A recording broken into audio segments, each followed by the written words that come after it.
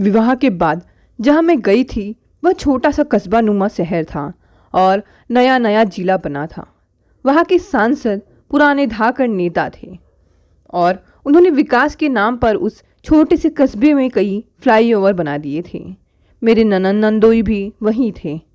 प्रशासनिक हलकों की खबरें अक्सर सुनी सुनाई जाती थी क्योंकि मेरे ससुर जी भी पशुपालन विभाग के उपनिदेशक के पद पर पोस्टेड थे।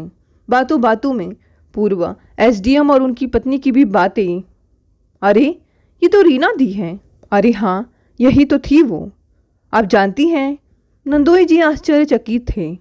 हाँ, प्रीति दीदी की फ्रेंड थी। हमारा घरेलू संबंध था। इनकी बड़ी बहन दीपा जो अपर कलेक्टर हैं। हाँ, दीपा दी 1 साल सीनियर थी यूनिवर्सिटी में प्रीति दी से। ननंद और नंदोई से ही एक और बात भी पता चली कि रीना दी के पति जितने ही फ्लैक्सिबल अधिकारी थे उतने ही अड़ियल पति।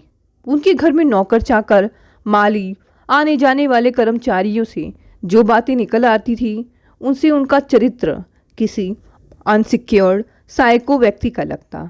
बात बात में रीना दी को झिड़कना, अपमानित करना, खाने की थाली पटकना, नौकरों के सामने ही हाथ उठा देना।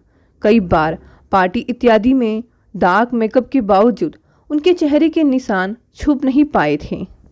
एक बार उनके हाथ में फ्रैक्चर हो गया था। काम करने वाली मेहरी ने पड़ोसियों को बताया था। साहब ने हाथ मरोड़ दिया था मेम साहब का। उस समय रीना दी के बारे में वो सब सुनकर बहुत अपसेट हो गई थी मैं। एकदम से दोनों बहनों का चेहरा आंखों के आगे नाचने लगा था। याद आ गई थी दीपा दी। ए मैडम जी, पानी पी के आ रहे हैं हम लोग। उधर मैडम लिसन लिसन कहती रहती, उधर दीपा दी क्लास के बाहर। पूरी क्लास ठहाकों में लहालुट। मैडम की लाल आंखों को धत्ता बत्ता अगली ही पल दीपा दी, हम लोग अंदर आए मैडम जी, कहती क्लास में दाखिल। फिर ठहाकों का दौरा। वह गोरखपुर का शायद पहला और सबसे पुराना गर्ल्स स्कूल था जो पूर्णतः मिशनरी था। हर प्रतिष्ठित परिवार का अपने लड़कियों के लिए पहली प्राथमिकता में इस स्कूल का नाम होता। दीपा दी के पापा आईएएस थे, खासे रसूखदार, पर दोनों बहनों में जमीन आसमान का अंतर था। खूबसूरत तो दोनों ही थी, भक गोरी, लंबी और सुघड़ नाक नक्शा। पर जहाँ दीपा दी थी जहीन धाकड़ व्यक्तित्व की रानी, वहीं रीना दी थी औसत। पढ़ाई लिखाई स्वभाव हर चीज में थी मैं। उनके व्यक्तित्व में सौम्यता नहीं दब्बूपन झलकता, पीछे चलने वालों जैसा एटीट्यूड। पर दीपा दी तो थी अग्रणी, कभी पीछे चलने वालों में नहीं, हमेशा आगे। अपनी तरह की एक ही थी वो। दूर से ही प्रीति दीदी को हाँक लगाती, ए प्रीति कहाँ हो, दिखाई नहीं देती तू। चाची लोग सब ठीक है ना। सड़क पर खड़ी हो बतियाने लगती। ऐसे ही एक बार पास से गुजरते एक लड़के ने उनकी खिल्ली उड़ाने वाले अंदाज में कमेंट पास किया था और वह तुरंत पलटकर उस लड़के को रोक ललकारते हुए अपनी इंग्लिश में अच्छा खासा लेक्चर सुना डाला था। आखिर स्कूल के हर डिबेट कंपटीशन की विजेता रही थी वो। ऐसी थी दीपा दी, किसी भी परिस्थितियों को आसान बना देने वाली, कहीं भी भिड़ जाने वाली, पूरा लड़ाका। उनकी दबंगई की कुछ यादें तो अब भी चेहरे पर मुस्कान ला देती है। हम सब जुबली टॉकीज में पिक्चर देखने गई थी, खचाखच भरा हॉल। उन दिनों हम सभी सहेलियां शाहरुख की दीवानी थीं। भारी एक्साइटमेंट था। फिल्म शुरू होने के कुछ देर बाद ही दिमाग खराब हो गया। कुछ आवारा लड़के पीछे बैठे थे, पीछे से पैर लगाते, कमेंट पास करते। सीट पर बैठे रहना कठिन हो रहा था। पर अगले ही पल अंधेरे हॉल में दीपा दी की कड़कती आवाज़ गूंजी, ठीक से बैठो सब, वरना हमको ठीक से बिठाना आता है। उसके बाद किसी ने चू नहीं की। यूँ भी दीपा दी शाहरुख की दीवानी थी। भला फिल्म में व्यथान तो वो कैसे सहती। शाहरुख की फिल्म वो पूरा मगन होकर देखती। कुल मिलाकर उनके रंग ढंग ऐसे कि लड़के भी पानी भरे। कोई लड़का उनके पास फटकता भी नहीं था, सिवाय रोहित भैया के। लंबे कसरती बदन के रोहित भैया उनकी बुआ की तरफ से रिश्तेदार थे। अच्छी खासी जमींदारी थी, पर आईएएस का भूत सवार था। बीए एलएलबी प्रयागराज से किए।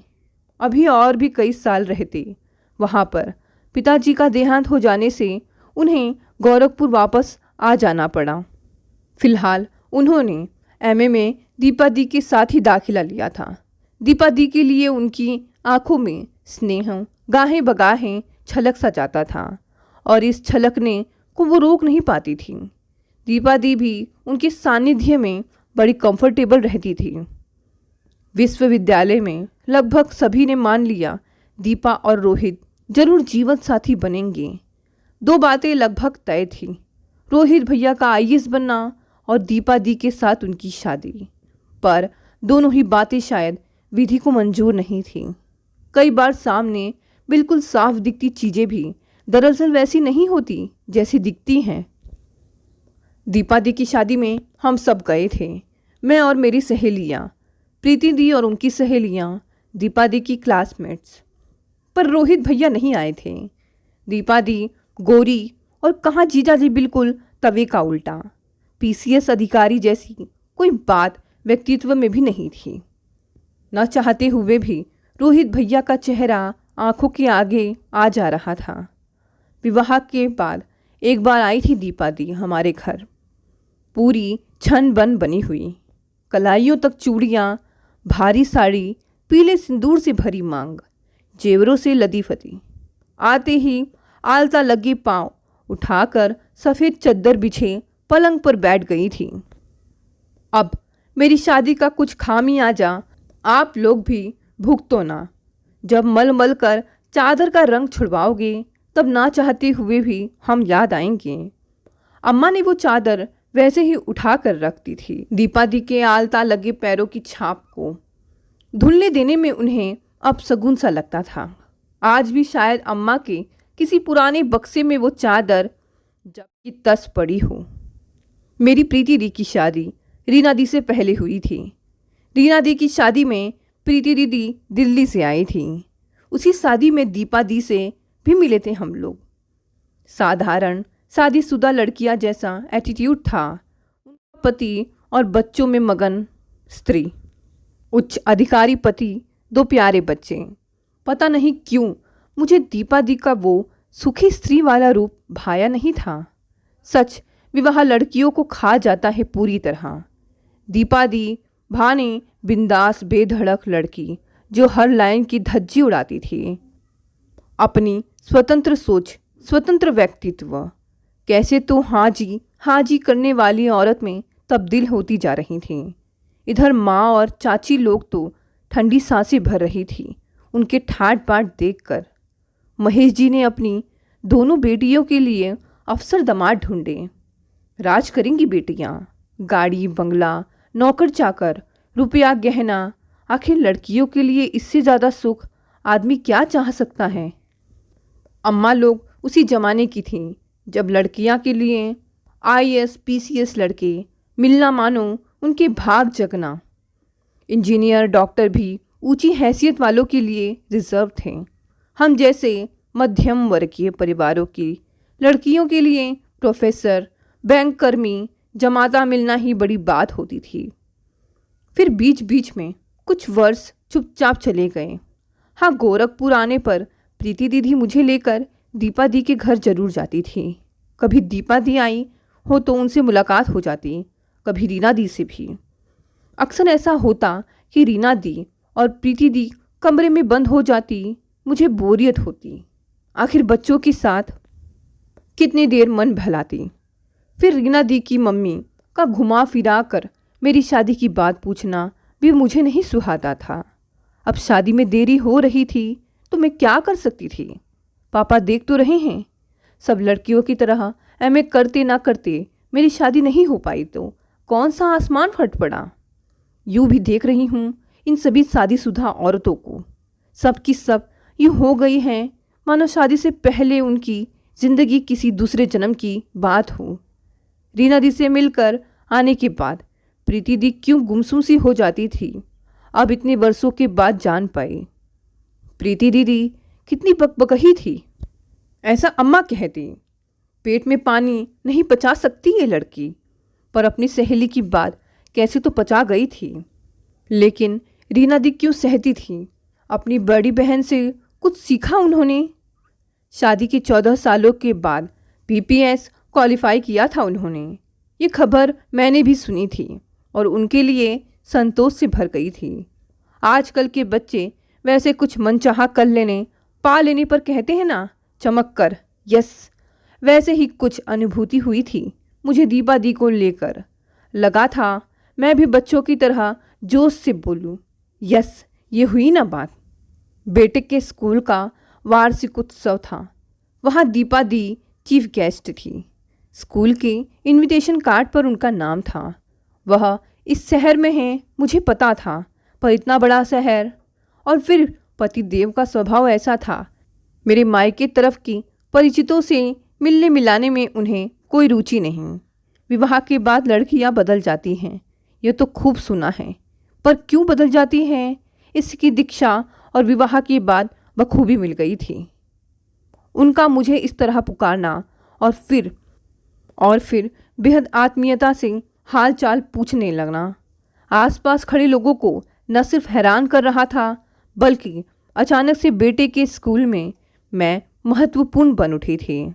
उनका आत्मीयता से ये कहना, तुम्हें मालूम था ना मैं यहाँ हूँ, फिर मिलने क्यों नहीं आई? मैं संकोच से भर गई। आप बिजी रहती होंगी ये सोचकर। अपना एड्रेस दो, इस संडे गाड़ी भेज दूंगी। नो, कोई बहाना नहीं चलेगा। संडे ठीक 12 बजे उनका ड्राइवर आ गया। पति और बच्चों के बिना ही मैं गई। पति दियो ने पहले ही मना कर दिया था और पहली ही बार बच्चों के साथ मैं जाना नहीं चाहती थी। अकेले जाना एक तरह से मेरे लिए भी अच्छा ही था। दीपा दीदी और जीजा जी ही थे। जीजा जी कहीं निकलने वाले थे। दीदी सुघड़ गृहिणी की तरह लोगों को निर्देश दे रही थी। जीजा जी बीच बीच में मुझसे भी बतिया रहे थे। सब कुछ एक नॉर्मल फैमिली की तरह लग रहा था। सच, अफवाहें भी क्या गजब ढाती हैं। दीपा दी और एक्स्ट्रा मैरिटल अफेयर, सोचा भी नहीं जाता। उनकी शख्सियत तो ऐसी रही थी कि अगर ऐसा कुछ होता तो निश्चित ही उसकी कुछ परिणति भी होती। आधा अधूरा कुछ उनको सूट नहीं करता था। अच्छा साली साहिबा, मैं चला। अब आप अपनी दीदी से जी भर कर गप्पे मारिए। इन्होंने खास आपके लिए ही आज छुट्टी ली है, वरना हम लोगों की छुट्टी कहाँ। कहकर जीजा जी चले गए। 10 मिनट में मैं आई कहकर दीदी बाथरूम में घुस गई। नहाकर आई तो ढीले कुर्ते सफ़ेद सलवार में खूब फ्रेश लग रही थी। आकर सोफे में मेरे पास ही धंस गई। सबकी खोज खबर लेती रही, प्रीति दीदी की, चाची लोगों की, अम्मा की। मेरे भीतर भी ढेरों प्रश्न थे, उनको लेकर, रीना दी को लेकर। इधर उधर से सुनाई पड़ जाती अफवाहों को लेकर लगा अभी पूछ लूँ, क्या पता ये एकांत फिर जुटे ना जुटे। मैंने कुरेद दिया और दीदी शुरू हो गई। तुम नहीं जानती मेरे पिताजी कैसा दामाद हमारे लिए ढूंढ रहे थे। IAS PCS दामाद। कोई परिवार नहीं, कोई व्यक्तित्व नहीं, बस लड़का अफसर है। आपके जीजा जी एक साधारण किसान के परिवार से थे। ऊपर से उनकी शकल सूरत रावण के परिवार से कम नहीं लगती थी। क्या दीदी आप भी? वह हंस पड़ी। मेरी तस्वीरें, शिक्षा और मेरे पिता की स्थिति देखने के बाद कोई गुंजाइश नहीं थी और हमारी शादी हो गई। मैं भी शक्ल से ज़्यादा लड़के की पढ़ाई पर जा रही थी, लेकिन बहुत जल्दी ही मुझे समझ आ गया कि अच्छी शिक्षा किसी इंसान के बड़ा आदमी बनने की गारंटी नहीं देती। बहुत जल्द ही मुझे तुम्हारे जीजा जी का असली चेहरा समझ आ गया। मेरी तारीफ, मेरी सराहना, ये उनकी बर्दाश्त के बाहर लगता है। बात बात में झिड़कना, नीचा दिखाना, अपनी पढ़ाई, अपने रुतबे के डिंगे हाँकना। याद है शादी से पहले मैं कैसे गलत होते देख लड़ पड़ा करती थी। माँ इसके लिए हमेशा मुझे फटकारती। क्या ज़रूरत है दूसरों के फटे में टांग अड़ाने की। पर अन्याय होता देख चुप लगा जाना, इसलिए कि वे अन्याय मेरे साथ नहीं किसी और के साथ हो रहा है। ये तो मेरी फितरत ही नहीं। पर अब तो ये था कि दूसरों को क्या कहूँ, अपने साथ ही कुछ सही नहीं कर पा रही थी। विरोध करने, तर्क करने पर वो सभ्यता की सारी सीमा लांघ जाता था। घर वालों, नौकरों, बच्चों के सामने ही बेइज्जती होती थी मेरी। मन मार कर चुप रहने लगा सरेंडर कर देने से शायद हालात सुधरे, पर उसका रवैया नहीं बदला। बच्चे बड़े हो रहे थे, पिता की देखा देखी वे भी मुझसे ढंग से बात नहीं करते। उनका टिफ़िन तैयार करना, उनके कपड़े धुले प्रेस किए हों, उनके जूते पॉलिश हुए हों, उनका होमवर्क समय से पूरा हो जाए, बस उनकी ज़िंदगी में भी मेरी यही अहमियत बन गई थी। ये एक फैक्ट है, घर वैसा ही होता है जैसा घर का मालिक होता है, और घर का मालिक हमेशा पुरुष ही होता है। पता है, जब कभी पुरानी बातें, पुराना एल्बम या ऐसा कुछ याद आता तो मन में एक टीस उठती। मैं क्यों होती जा रही हूँ ऐसी? लगता है पहले वाली दीपा कहीं गुम हो गई है और गला फाड़ कर चिल्ला रही है। कुछ समझ में नहीं आता क्या करूँ ऐसा कि अपना आप मुझे मिल जाए। मेरे पास सब कुछ था, अच्छी भली गृहस्थी, बच्चे, समृद्धि से भरा जीवन, पर शायद ही ऐसा कोई दिन ना हो जब मैंने अपने आप को भुला ना पाया हो। हर दिन मैं अपने आप से हज़ारों प्रश्न करती। विश्वास करो कि अपने अस्तित्व की पहचान के लिए मैंने एक बार घर के पास एक स्कूल में महज 5,000 की नौकरी की। पतिदेव ने उसकी भी हंसी उड़ाई, एक दिन उसे भी छोड़ आई। पतिदेव के व्यंग या तानों से नहीं, बल्कि 4 दिन की छुट्टी के स्कूल प्रबंधन ने 3,000 रुपये काट लिए थे। इतना अपमान लगा कि फिर गई ही नहीं। पर घर के भीतर रोज व रोज अपमानित होना था। ये ख्याल जीने नहीं देता कि मैं अपना पालन पोषण स्वयं नहीं कर सकती। रोटी और छत के लिए अपने आप को इस तरह जलील होने देती हूँ। पढ़ती खूब थी, लगा अब सीरियसली पढ़ूँ। मायके आई तो वापसी में किताबों से भरा बैग भी ले आई। प्रतियोगी परीक्षाओं से संबंधित पत्रिकाएं मांगने लगी। पतिदेव को बताया कि बड़े हो रहे बच्चों के लिए है ये। समाचार ध्यान से पहले भी सुनती थी। करंट अफेयर्स की नॉलेज से अपने को अपडेट रखने की आदत पहले भी थी। ये सब अब काम आ रहा था। पति की नौकरी की सहूलियतें कम नहीं थी। घर में हर काम के लिए नौकर, और सबसे बड़ी राहत कि पति महोदय घर में रहते ही नहीं थे। कभी दौरे पर, कभी मीटिंग पर। मैं निश्चिंत होकर पढ़ती। ज़्यादातर दिन में कोशिश करती बच्चों के रहते किताबें, नोट्स ना खोलूं। पति और बच्चों के रहते किताबें छिपी रहती। एक फैक्ट और पता चला, हर औरत अपने ही घर में अपना एक छुपा हुआ कोना जरूर बनाती है। एक ऐसी भेद भरी जगह जिसका पता उसे अपनों से ही छुपा कर रखना होता है। मैंने पति के झिकझिक या गुस्से पर ध्यान देना बंद कर दिया था। 2 वर्ष मैंने जमकर मेहनत की। 1 वर्ष तो पाठ्यक्रम समझने में, उससे संबंधित पठन सामग्री को इकट्ठा करने में ही लग गया। 1 वर्ष बाद जब मुझे पूरा कॉन्फिडेंस हो गया तभी मैंने एग्ज़ाम के फॉर्म भरे। इसकी इजाज़त भी पति से ली। 1 बार तक असफल रही थी। पतिदेव ने भी इस बार भी दरिया दिली दिखाई ताकि उनके तानों के तर्कस में एक तीर और शोभा बढ़ाए। खैर, मैंने परीक्षा दी और आश्चर्य, पहली ही बार में प्रीलिम निकाल लिया। एकदम से घर का माहौल बदल ही गया। पतिदेव तो शॉक्ड थे, और बच्चे, अचानक मेरा स्टेटस उनकी नज़रों में बढ़ गया। अब तो बच्चे भी मुझे पुश करते। वो बड़े हो रहे थे, नई से नई करंट बातें मुझ तक पहुंचाते और फिर मेरी याददाश्त की जांच करते। और बहरहाल एग्ज़ाम मैंने पास कर लिया। आज इस पद पर हूँ। दीपा ने एक गहरी लंबी सांस ली। लेकिन बाकी बातें आपके बारे में वो सब? देखो यार, औरतें जहाँ जहाँ पहुँच जाएं, आदमी की निगाह में वो सिर्फ एक मादा ही होती है। ये भी एक फैक्ट ही है। किसी से हंस बोल लो तो बातें बनते देर नहीं लगती। अब वो प्रकरण शांत हो गया है और रीना दी, मैं सब कुछ जान लेना चाहती थी। फिर जाने कब ऐसा संयोग मिले, फिर जाने कब दी ऐसे ही मूड में मिले। लगता है कोई कहानी लिखने का आइडिया आ गया है तेरे दिमाग में। दीदी बताइए ना रीना दीदी के बारे में। कैसी हैं, कहाँ हैं वे? वैसी ही हैं जैसा कोई हो सकता है, जल्लाद आदमी को सहते हुए। मुझे तो उस पर इतना गुस्सा आता है, पर उसे लगता है पीड़ा में प्लेजर मिलता है। अपनी कारा हर व्यक्ति को खुद तोड़नी पड़ती है। हम दोनों की परवरिश एक जैसी हुई, एक जैसी शिक्षा और एक जैसी ही शादी। कोई नहीं कह सकता कि उनके साथ भेदभाव हुआ है। किस्मत देख, दोनों के पति इक्वल पोस्ट पर, दोनों का मन मिजाज भी एक जैसा। अपनी नियति हम औरतों को खुद तय करनी होती है। या तो छत और रोटी के लिए पालतू बन जाएं, या फिर अपने सम्मान के लिए, अपने मनुष्य होने के एहसास के लिए अपनी छत और अपनी रोटी का जुगाड़ अपने श्रम और कौशल से करें। रीना को पालतू बन जाना ज़्यादा आरामदायक लगता है।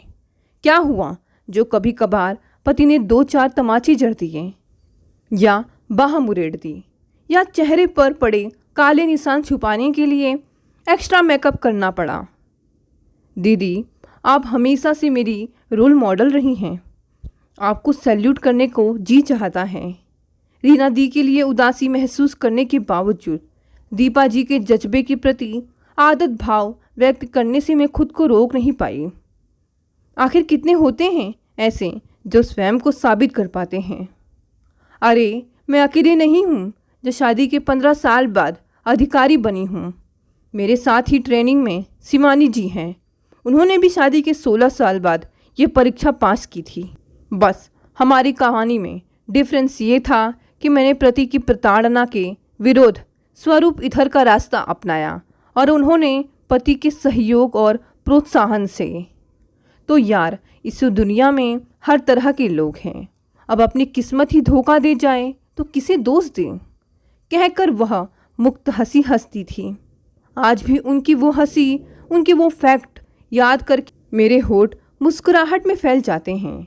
पर अगले ही पल वह मुस्कुराहट सिमट कर उदासी में परिवर्तित हो जाती है। रीना दी की जो याद आ जाती है। दोस्तों, ये कहानी यहीं समाप्त हो गई। अगर कहानी पसंद आई तो इसे लाइक, शेयर और कमेंट करें। साथ ही साथ अगर आप नए हैं तो इस चैनल को भी सब्सक्राइब कर लें। धन्यवाद दोस्तों, मिलते हैं अगली नई कहानी से।